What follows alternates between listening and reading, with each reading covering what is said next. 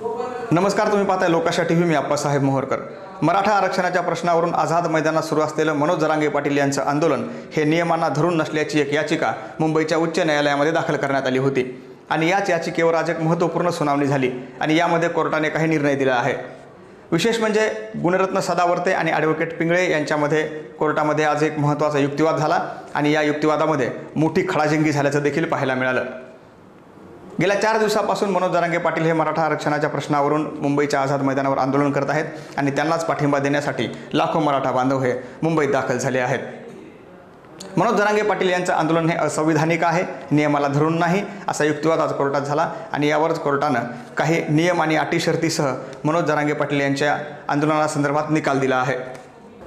मनोज जरांगे पाटील यांना 29 ऑगस्ट रोजी फक्त 6 वाजेपर्यंतच आंदोलन करण्याची परवानगी दिली होती आणि त्या दिवशी त्यांनी 6 वाजता आझाद मैदान खाली करणं महत्त्वाचं होतं. मात्र त्यांनी या नियमांचं उल्लंघन केल्याचं देखील कोर्टाकडून सांगण्यात आलं. तर दुसरीकडे त्यांना फक्त 5,000 लोकांना घेऊनच आंदोलन करण्याची परमिशन होती. त्या देखील नियमांचं उल्लंघन जरांगे पाटील यांनी केल्याचं कोर्टानं सांगितलं.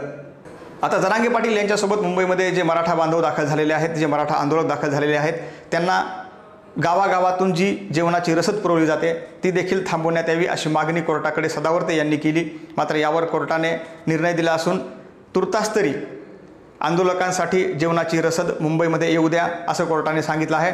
तर दुसरीकडे उद्या 4 वाजेपर्यंत मुंबईच्या वेगवेगळ्या भागात असलेल्या मराठा बांधवांनी मुंबई खाली करावी, कारण आंदोलन करण्याची परवानगी फक्त आझाद मैदानावर असली तरी इतर ठिकाणी मराठा बांधव आहेत. CST असेल, मुंबई महापालिकेचा परिसर असेल, त्याचबरोबर इतर ठिकाणी मुंबईच्या काही भागामध्ये मराठा बांधव आहेत आणि याच आंदोलकांमुळे मुंबईतलं जनजीवन विस्कळीत होत आहे. गणेश उत्सवाचा काळ असल्यामुळे अनेक ठिकाणी वाहतूक कोंडीत झाल्याचं पाहायला मिळतंय. त्यामुळे कोर्टाने सांगितले की उद्या 4 वाजेपर्यंत इतर ठिकाणी असलेल्या मराठा बांधवांनी मुंबई खाली करावी, अन्यथा त्यांच्यावर कारवाई करण्यात येईल. तर उद्या पुन्हा उच्च न्यायालयामध्ये 3 वाजता या याचिकेवर सुनावणी होणार आहे आणि कोर्ट आपला या संदर्भातला निर्णय देणार आहे. आपण जर पाहिलं तर गेल्या 4 दिवसापासून मनोज जरांगे पाटील यांचं हे उपोषण सुरू आहे आणि आजपासून त्यांनी आपलं उपोषण कडक केलं असून जोपर्यंत मराठा समाजाला ओबीसीतून आरक्षण मिळत नाही तोपर्यंत पाणी देखील घेणार नाही अशी भूमिका त्यांनी आजपासून घेतली आहे. त्यामुळे सरकार आणि मराठा समाज यांच्यामधला संघर्ष वाढताना पाहायला मिळतोय. दुसरीकडे राज्यामध्ये ओबीसीने देखील आपलं आंदोलन सुरू केलं आहे. अनेक ओबीसी संघटनांनी साखळी उपोषणाला सुरुवात केली आहे आणि मनोज जरांगे पाटील यांच्या आंदोलनावरून आज उच्च न्यायालयामध्ये महत्त्वाची सुनावणी झाली. या सुनावणीमध्ये उच्च न्यायालयानं मनोज जरांगे पाटील यांनी जे आंदोलन सुरू केलं आहे या आंदोलनामध्ये अनेक नियमांची पायमल्ली झाल्याचं देखील सांगितलं.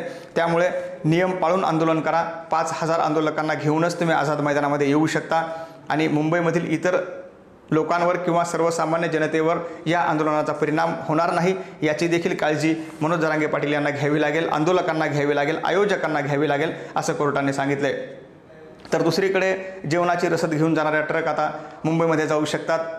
कोर्टाने या गाड्यांना तुर्तास परवानगी दिली आहे. मात्र दुसरीकडे इतर जे आंदोलक राज्यभरातून मुंबईत दाखल होत आहेत त्यांना मात्र मुंबईच्या वेशीवरच रोखण्याचं कोर्टाने सांगितलं आहे. आता उद्या 3 वाजता या प्रकरणी पुन्हा एक महत्त्वाची सुनावणी होणार आहे आणि या सुनावणीमध्ये कोर्ट नेमकं काय निर्णय देतं हे देखील पाहणं महत्त्वाचं ठरणार आहे. व्हिडिओ जर आवडला तर पुढे नक्की शेअर करा आणि आमच्या लोकाशा टीव्हीला सबस्क्राईब करायला विसरू नका.